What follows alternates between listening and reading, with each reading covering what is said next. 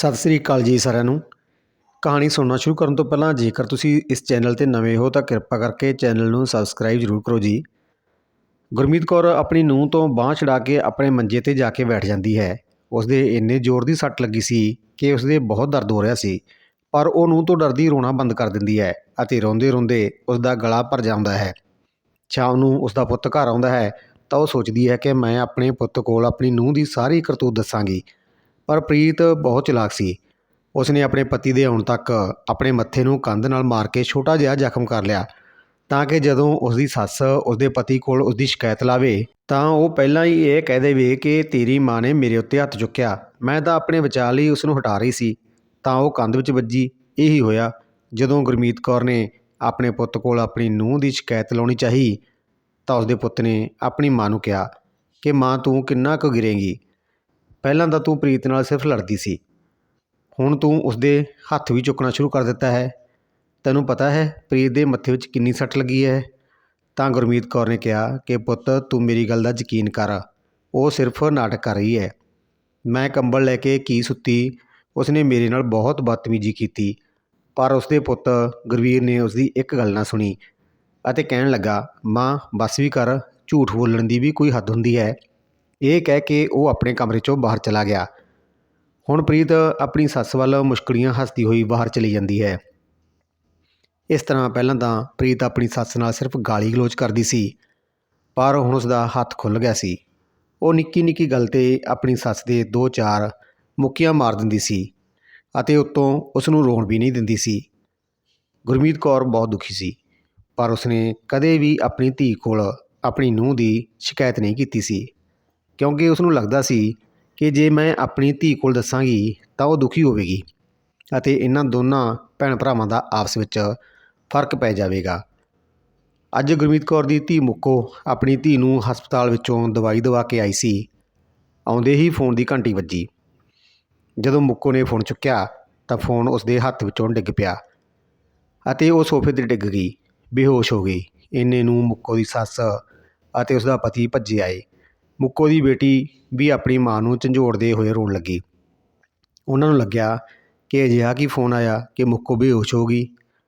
ਮੁੱਕੋ ਦਾ ਪਤੀ ਫੋਨ ਚੁੱਕ ਕੇ ਕੰਨ ਨਾਲ ਲਾਉਂਦਾ ਹੈ ਤਾਂ ਉਸ ਨੂੰ ਖਬਰ ਮਿਲਦੀ ਹੈ ਕਿ ਮੁੱਕੋ ਦੀ ਮਾਂ ਦੀ ਮੌਤ ਹੋ ਗਈ ਹੈ। ਇਹ ਗੱਲ ਸੁਣ ਕੇ ਮੁੱਕੋ ਦਾ ਪਤੀ ਵੀ ਘਬਰਾ ਜਾਂਦਾ ਹੈ, ਕਿਉਂਕਿ ਮੁੱਕੋ ਦੱਸਦੀ ਹੈ ਕਿ 2 ਦਿਨ ਪਹਿਲਾਂ ਹੀ ਤਾਂ ਮੇਰੀ ਮਾਂ ਨਾਲ ਗੱਲ ਹੋਈ ਸੀ, ਉਹ ਬਿਲਕੁਲ ਠੀਕ ਠਾਕ ਸੀ। ਉਹ ਸਿਰਫ ਇੰਨਾ ਕਹਿ ਰਹੀ ਸੀ ਕਿ ਮੇਰੇ ਗੋਡੇ ਦਰਦ ਕਰ ਰਹੇ ਨੇ। ਅਚਾਨਕ ਇਸ ਤਰ੍ਹਾਂ ਮੌਤ ਦੀ ਖਬਰ ਨੇ ਸਾਰਿਆਂ ਨੂੰ ਝੰਜੋੜ ਕੇ ਰੱਖ ਦਿੱਤਾ। ਮੁੱਕੋ ਇਹ ਗੱਲ ਸੁਣ ਕੇ ਆਪਣੇ ਪਤੀ ਨੂੰ ਨਾਲ ਲੈ ਕੇ ਆਪਣੀ ਮਾਂ ਦੇ ਘਰ ਵੱਲ ਨੂੰ ਚੱਲ ਪੈਂਦੀ ਹੈ।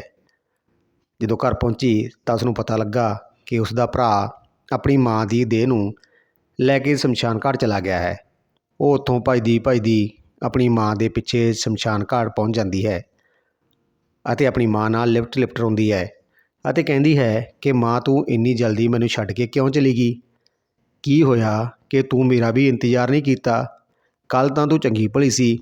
ਮੁੱਕੋ ਦੇ ਪਿੱਛੇ ਉਹਦੀ ਭਾਬੀ ਪ੍ਰੀਤ ਅਤੇ ਹੋਰ ਔਰਤਾਂ ਵੀ ਸ਼ਮਸ਼ਾਨ ਘਾਟ ਪਹੁੰਚ ਜਾਂਦੀਆਂ ਨੇ ਅਤੇ ਉਹ ਮੁੱਕੋ ਨੂੰ ਕਹਿੰਦੀਆਂ ਨੇ ਕਿ ਤੇਰੀ ਮੰਮੀ ਘਰ ਵਿੱਚ ਇਕੱਲੀ ਸੀ। ਕੋਰੀਅਰ ਵਾਲਾ ਆਇਆ ਸੀ। ਜਦੋਂ ਤੇਰੀ ਮੰਮੀ ਕੋਰੀਅਰ ਲੈਣ ਪੌੜੀਆਂ ਤੋਂ ਨੀਚੇ ਆ ਰਹੀ ਸੀ ਤਾਂ ਉਸਦਾ ਪੈਰ ਤਿਲਕ ਗਿਆ ਅਤੇ ਉਹ ਪੌੜੀਆਂ ਤੋਂ ਡਿੱਗ ਗਈ। ਪਰ ਮੁੱਕੋ ਇਹ ਗੱਲ ਮੰਨਣ ਨੂੰ ਤਿਆਰ ਨਹੀਂ ਸੀ, ਕਿਉਂਕਿ ਉਹ ਜਾਣਦੀ ਸੀ ਕਿ ਉਸਦੀ ਮਾਂ ਨੂੰ ਗਠੀਏ ਦੀ ਬਿਮਾਰੀ ਸੀ ਅਤੇ ਉਸਦੇ ਗੋਡਿਆਂ ਵਿੱਚ ਵੀ ਬਹੁਤ ਦਰਦ ਸੀ, ਜਿਸ ਕਰਕੇ ਉਹ ਕਦੇ ਵੀ ਪੌੜੀਆਂ ਤੋਂ ਨੀਚੇ ਨਹੀਂ ਉਤਰੀ ਸੀ ਅਤੇ ਘਰ ਵਿੱਚ ਇਕੱਲੇ ਹੁੰਦੇ ਤਾਂ ਉਹ ਪੌੜੀਆਂ ਤੋਂ ਉਤਰਨ ਬਾਰੇ ਸੋਚ ਵੀ ਨਹੀਂ ਸਕਦੀ ਸੀ। ਜਦੋਂ ਮੁੱਕੋ ਇੱਦਾਂ ਕਹਿੰਦੀ ਹੈ ਤਾਂ ਉਸਦਾ ਆਂਢ ਗੁਆਂਢ ਦੇ ਸਾਰੇ ਲੋਕ ਉਸ ਨੂੰ ਕਹਿੰਦੇ ਹਨ ਕਿ ਜੋ ਵੀ ਹੋਇਆ ਹੁਣ ਤਾਂ ਕੁਝ ਨਹੀਂ ਹੋ ਸਕਦਾ, ਤੂੰ ਆਪਣੀ ਮਾਂ ਦਾ ਚਿਹਰਾ ਆਖਰੀ ਵਾਰ ਚੰਗੀ ਤਰ੍ਹਾਂ ਵੇਖ ਲੈ। ਪਰ ਮੁੱਕੋ ਕਹਿੰਦੀ ਹੈ ਕਿ ਮੈਂ ਆਪਣੀ ਮਾਂ ਦਾ ਅੰਤਿਮ ਸੰਸਕਾਰ ਨਹੀਂ ਹੋਣ ਦੇਵਾਂਗੀ, ਜਿੰਨਾ ਸਮਾਂ ਮੈਨੂੰ ਸੱਚ ਦਾ ਪਤਾ ਨਹੀਂ ਲੱਗਦਾ। ਉਹ ਆਪਣੇ ਭਰਾ ਭਰਜਾਈ ਨੂੰ ਬਾਰ-ਬਾਰ ਪੁੱਛਦੀ ਹੈ ਕਿ ਤੁਸੀਂ ਮੈਨੂੰ ਸੱਚ ਦੱਸੋ ਕਿ ਮਾਂ ਨੂੰ ਕੀ ਹੋਇਆ ਹੈ।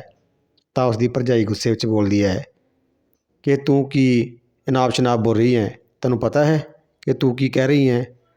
ਜਦੋਂ ਅਸੀਂ ਤੈਨੂੰ ਦੱਸ ਦਿੱਤਾ ਕਿ ਤੇਰੀ ਮਾਂ ਪੌੜੀਆਂ ਤੋਂ ਡਿੱਗ ਕੇ ਉਸਦੀ ਮੌਤ ਹੋਈ ਹੈ, ਫਿਰ ਵੀ ਤੂੰ ਹੋਰ ਕੀ ਜਾਣਨਾ ਚਾਹੁੰਦੀ ਹੈ? ਆਪਣੀ ਭਰਜਾਈ ਦੇ ਇਹ ਰੁੱਖੇ ਬੋਲ ਸੁਣ ਕੇ ਮੁੱਕੋ ਨੂੰ ਗੁੱਸਾ ਆ ਜਾਂਦਾ ਹੈ ਅਤੇ ਉਹ ਕਹਿੰਦੀ ਹੈ ਕਿ ਮੈਨੂੰ ਸ਼ੱਕ ਹੈ ਕਿ ਮਾਂ ਨਾਲ ਜ਼ਰੂਰ ਕੁਝ ਬੁਰਾ ਹੋਇਆ ਹੈ। ਉਹ ਆਪਣੇ ਪਤੀ ਨੂੰ ਕਹਿੰਦੀ ਹੈ ਕਿ ਤੁਸੀਂ ਮੇਰਾ ਸਾਥ ਦਿਓਗੇ, ਮੈਂ ਆਪਣੀ ਮਾਂ ਦੀ ਮੌਤ ਦਾ ਕਾਰਨ ਜਾਣਨਾ ਚਾਹੁੰਦੀ ਹਾਂ। ਉਸਦਾ ਪਤੀ ਉਸ ਨੂੰ ਕਹਿੰਦਾ ਹੈ ਕਿ ਤੂੰ ਕੀ ਕਹਿ ਰਹੀ ਹੈ, ਮੈਨੂੰ ਕੁਝ ਵੀ ਸਮਝ ਨਹੀਂ ਆ ਰਿਹਾ। ਤਾਂ ਮੁੱਕੋ ਕਹਿੰਦੀ ਹੈ ਕਿ ਜਦੋਂ ਵੀ ਮੈਂ ਮਾਂ ਨਾਲ ਫੋਨ 'ਤੇ ਗੱਲ ਕਰਦੀ ਸੀ ਤਾਂ ਉਹ ਬਹੁਤ ਦੁਖੀ ਹੁੰਦੀ ਸੀ, ਪਰ ਉਸਨੇ ਮੈਨੂੰ ਕਦੇ ਵੀ ਸਹੀ ਗੱਲ ਨਹੀਂ ਸੀ ਦੱਸੀ। ਪਰ ਹੁਣ ਮੈਨੂੰ ਸ਼ੱਕ ਹੈ ਕਿ ਮੇਰੀ ਮਾਂ ਨਾਲ ਕੁਝ ਅਣਹੋਣੀ ਹੋਈ ਹੈ। ਜਦੋਂ ਉਹ ਇਹ ਗੱਲ ਕਰ ਰਹੀ ਸੀ ਤਾਂ ਗੁਰਵੀਰ ਦਾ ਛੋਟਾ ਬੇਟਾ ਆਪਣੀ ਭੂਆ ਨੂੰ ਰੋਂਦੀ ਵੇਖ ਕੇ ਉਸ ਕੋਲ ਆਉਂਦਾ ਹੈ ਅਤੇ ਦੱਸਦਾ ਹੈ ਕਿ ਮਾਂ ਹਮੇਸ਼ਾ ਦਾਦੀ ਨੂੰ ਕੁੱਟਦੀ ਮਾਰਦੀ ਸੀ। ਜਦੋਂ ਉਹ ਇੰਨਾ ਹੀ ਬੋਲਿਆ ਤਾਂ ਪ੍ਰੀਤ ਨੇ ਆਪਣੇ ਪੁੱਤ ਨੂੰ ਚੁੱਪ ਕਰਾਉਣ ਦੀ ਕੋਸ਼ਿਸ਼ ਕੀਤੀ ਅਤੇ ਆਪਣੇ ਪਤੀ ਨੂੰ ਕਿਹਾ ਕਿ ਤੁਸੀਂ ਵੇਖੋ, ਇਹ ਕਿਸੇ ਦਾ ਭੜਕਾਇਆ ਹੋਇਆ ਹੈ, ਮੇਰੇ ਖਿਲਾਫ ਹੋ ਰਿਹਾ ਹੈ। ਗੁਰਵੀਰ ਨੇ ਆਪਣੇ ਪੁੱਤ ਨੂੰ ਝਿੜਕਦੇ ਹੋਏ ਚੁੱਪ ਕਰਾਇਆ ਅਤੇ ਉਸ ਨੂੰ ਘਰ ਜਾਣ ਲਈ ਕਿਹਾ। ਉਹ ਚੁੱਪਚਾਪ ਘਰ ਚਲਾ ਗਿਆ। ਹੁਣ ਮੁੱਕੋ ਸਮਝ ਗਈ ਸੀ ਕਿ ਮੇਰੀ ਮਾਂ ਦੀ ਮੌਤ ਨਹੀਂ, ਸ਼ਾਇਦ ਹੱਤਿਆ ਹੋਈ ਹੈ। ਉੱਥੇ ਮੌਜੂਦ ਲੋਕਾਂ ਦੇ ਕਹਿਣ 'ਤੇ ਗੁਰਮੀਤ ਕੌਰ ਦਾ ਅੰਤਿਮ ਸੰਸਕਾਰ ਤਾਂ ਕਰ ਦਿੱਤਾ, ਪਰ ਮੁੱਕੋ ਇਸ ਗੱਲ 'ਤੇ ਅੜੀ ਹੋਈ ਸੀ ਕਿ ਉਹ ਆਪਣੀ ਮਾਂ ਦੀ ਮੌਤ ਦਾ ਕਾਰਨ ਜਾਣ ਕੇ ਰਹੇਗੀ। ਇਸ ਲਈ ਜਦੋਂ ਉਹ ਆਪਣੇ ਭਰਾ ਦੇ ਘਰ ਆਈ ਤਾਂ ਆਪਣੀ ਮਾਂ ਦੇ ਕਮਰੇ ਵੱਲ ਗਈ। ਉਸ ਨੇ ਵੇਖਿਆ ਕਿ ਉਸ ਦੀ ਮਾਂ ਦੇ ਕਮਰੇ ਦੀ ਹਾਲਤ ਠੀਕ ਨਹੀਂ ਸੀ। ਕਮਰੇ ਦੇ ਵਿੱਚ ਉਹੀ ਫਟੀ ਹੋਈ ਚਾਦਰ ਪਈ ਸੀ ਅਤੇ ਉਸ ਦੀ ਮਾਂ ਦੀਆਂ ਦਵਾਈਆਂ। ਉਹ ਕਮਰੇ ਦੀ ਫਰੋਲਾ ਫਰਾਲੀ ਕਰਨ ਲੱਗੀ ਤਾਂ ਉਸ ਨੂੰ ਆਪਣੀ ਮਾਂ ਦੇ ਬਿਸਤਰੇ ਹੇਠੋਂ ਇੱਕ ਪੱਤਰ ਮਿਲਿਆ। ਉਹ ਪੱਤਰ ਪੜ੍ਹ ਕੇ ਮੁੱਕੋ ਦੀਆਂ ਅੱਖਾਂ ਅੱਡੀਆਂ ਰਹਿ ਗਈਆਂ। ਉਸ ਨੇ ਆਪਣੇ ਪਤੀ ਨੂੰ ਆਵਾਜ਼ ਮਾਰੀ ਅਤੇ ਕਿਹਾ ਕਿ ਦੇਖੋ, ਮੈਂ ਜੋ ਕਹਿ ਰਹੀ ਸੀ ਉਹ ਬਿਲਕੁਲ ਸੱਚ ਹੈ। ਮੁੱਕੋ ਦਾ ਪਤੀ ਮੁੱਕੋ ਦੇ ਹੱਥੋਂ ਉਹ ਪੱਤਰ ਫੜਦਾ ਹੈ ਅਤੇ ਉਸ ਨੂੰ ਪੜ੍ਹਦਾ ਹੈ ਅਤੇ ਪੱਤਰ ਪੜ੍ਹ ਕੇ ਉਸ ਦੀਆਂ ਵੀ ਅੱਖਾਂ ਅੱਡੀਆਂ ਰਹਿ ਜਾਂਦੀਆਂ ਨੇ। ਫਿਰ ਦੋਨੋਂ ਜੀ ਬਾਹਰ ਆਉਂਦੇ ਨੇ ਅਤੇ ਸਾਰੇ ਲੋਕਾਂ ਦੀ ਮੌਜੂਦਗੀ ਵਿੱਚ ਉਹ ਪੱਤਰ ਪੜ੍ਹਦੇ ਨੇ। ਉਸ ਪੱਤਰ ਵਿੱਚ ਲਿਖਿਆ ਸੀ ਕਿ ਮੁੱਕੋ ਪੁੱਤ, ਮੈਂ ਤੇਰੇ ਕੋਲ ਅੱਜ ਤੱਕ ਕੋਈ ਗੱਲ ਨਹੀਂ ਕੀਤੀ, ਪਰ ਮੇਰੀ ਨੂੰਹ ਮੇਰੇ ਨਾਲ ਬਹੁਤ ਅਤਿਆਚਾਰ ਕਰਦੀ ਹੈ। ਪਹਿਲਾਂ ਇਹ ਮੈਨੂੰ ਗਾਲੀ ਗਲੋਚ ਕਰਦੀ ਸੀ, ਹੁਣ ਇਸ ਨੇ ਮੈਨੂੰ ਮਾਰਨਾ ਵੀ ਸ਼ੁਰੂ ਕਰ ਦਿੱਤਾ ਹੈ। ਜਦੋਂ ਵੀ ਦੇਖੋ ਇਹ ਹਿੰਸਕ ਹੋ ਜਾਂਦੀ ਹੈ ਅਤੇ ਮੈਨੂੰ ਕੁੱਟਣਾ ਸ਼ੁਰੂ ਕਰ ਦਿੰਦੀ ਹੈ। ਕੱਲ੍ਹ ਰਾਤ ਨੂੰ ਜਦੋਂ ਮੈਂ ਰਾਤ ਨੂੰ ਪਾਣੀ ਪੀਣ ਉੱਠੀ ਤਾਂ ਮੇਰੀ ਨੂੰਹ ਅਤੇ ਉਸ ਦੀ ਮਾਂ ਕਮਰੇ ਵਿੱਚ ਗੱਲਾਂ ਕਰ ਰਹੀਆਂ ਸੀ ਕਿ ਇਹ ਨਹੀਂ ਪਤਾ ਇਹ ਬੁੱਢੀ ਆਪਣੀ ਸਾਰੀ ਜ਼ਮੀਨ ਜਾਇਦਾਦ ਆਪਣੀ ਧੀ ਦੇ ਨਾਮ ਕਰ ਦੇਵੇ। ਇਸ ਲਈ ਮਾਂ, ਇਸ ਬੁੱਢੀ ਦਾ ਇੱਕ ਪਾਸਾ ਮੈਨੂੰ ਹੀ ਕਰਨਾ ਪਵੇਗਾ। ਜਦੋਂ ਮੈਂ ਇਹ ਗੱਲ ਸੁਣੀ ਅਤੇ ਵਾਪਸ ਆਪਣੇ ਕਮਰੇ ਵਿੱਚ ਆਉਣ ਲੱਗੀ ਤਾਂ ਫੁੱਲਦਾਨ ਵਿੱਚ ਪੈਰ ਵੱਜ ਕੇ ਉਹ ਫੁੱਲਦਾਨ ਨੀਚੇ ਗਿਰ ਗਿਆ ਅਤੇ ਮੇਰੀ ਨੂੰਹ ਨੂੰ ਪਤਾ ਲੱਗ ਗਿਆ ਕਿ ਮੈਂ ਉਹਨਾਂ ਦੀ ਗੱਲ ਸੁਣ ਲਈ ਹੈ। ਭਾਵੇਂ ਕਿ ਉਸਨੇ ਮੈਨੂੰ ਕੁਝ ਨਹੀਂ ਕਿਹਾ, ਪਰ ਹੁਣ ਮੈਨੂੰ ਪੱਕਾ ਪਤਾ ਹੈ ਕਿ ਮੇਰੀ ਜਾਨ ਨੂੰ ਖਤਰਾ ਹੈ। ਇਸ ਤੋਂ ਬਾਅਦ ਜੇ ਮੈਨੂੰ ਕੁਝ ਵੀ ਹੋਇਆ ਤਾਂ ਮੇਰੀ ਮੌਤ ਦੀ ਜ਼ਿੰਮੇਵਾਰ ਮੇਰੀ ਨੂੰਹ ਅਤੇ ਉਸ ਦੀ ਮਾਂ ਹੋਵੇਗੀ। ਮੇਰੇ ਪੁੱਤ ਨੂੰ ਇਸ ਬਾਰੇ ਕੁਝ ਵੀ ਨਹੀਂ ਪਤਾ। ਇੰਨਾ ਲਿਖਦੇ ਹੋਏ ਨਾਲ ਹੀ ਉਸਨੇ ਆਪਣੀ ਜ਼ਮੀਨ ਦਾ ਵਸੀਅਤਨਾਮਾ ਵੀ ਲਿਖ ਦਿੱਤਾ ਕਿ ਮੇਰੀ ਪਿੰਡ ਵਾਲੀ ਜ਼ਮੀਨ ਅਤੇ ਘਰ ਮੈਂ ਆਪਣੀ ਧੀ ਦੇ ਨਾਮ ਕਰਨਾ ਚਾਹੁੰਦੀ ਹਾਂ। ਅਤੇ ਮੇਰੇ ਘਰ ਵਾਲੇ ਨੇ ਮੇਰੇ ਪੁੱਤ ਨੂੰ ਬਿਨਾਂ ਦੱਸੇ ਸ਼ਹਿਰ ਦੇ ਵਿੱਚ ਇੱਕ ਪਲਾਟ ਖਰੀਦਿਆ ਸੀ ਅਤੇ ਇੱਕ ਪਿੰਡ ਦੇ ਵਿੱਚ ਜ਼ਮੀਨ ਵੀ ਲਈ ਸੀ। ਉਹ ਜ਼ਮੀਨ ਅਤੇ ਸ਼ਹਿਰ ਵਾਲਾ ਪਲਾਟ ਮੈਂ ਬਿਰਧ ਆਸ਼ਰਮ ਨੂੰ ਦਾਨ ਕਰਦੀ ਹਾਂ। ਮੇਰੀ ਕਿਸੇ ਵੀ ਪ੍ਰੋਪਰਟੀ ਵਿੱਚੋਂ ਮੇਰੇ ਪੁੱਤ ਨੂੰ ਕੁਝ ਵੀ ਨਹੀਂ ਮਿਲਣਾ ਚਾਹੀਦਾ, ਕਿਉਂਕਿ ਇਹਨਾਂ ਦੋਨਾਂ ਨੇ ਸਾਨੂੰ ਜਿਉਂਦੇ ਜੀ ਤੜਫਾਇਆ ਹੈ। ਇਹ ਪੱਤਰ ਪੜ੍ਹਦੇ ਪੜ੍ਹਦੇ ਮੁੱਕੋ ਧਾਹਾਂ ਮਾਰ ਕੇ ਰੋਣ ਲੱਗ ਜਾਂਦੀ ਹੈ ਅਤੇ ਉੱਥੇ ਖੜ੍ਹੇ ਸਾਰੇ ਲੋਕ ਚੌਂਕ ਜਾਂਦੇ ਨੇ।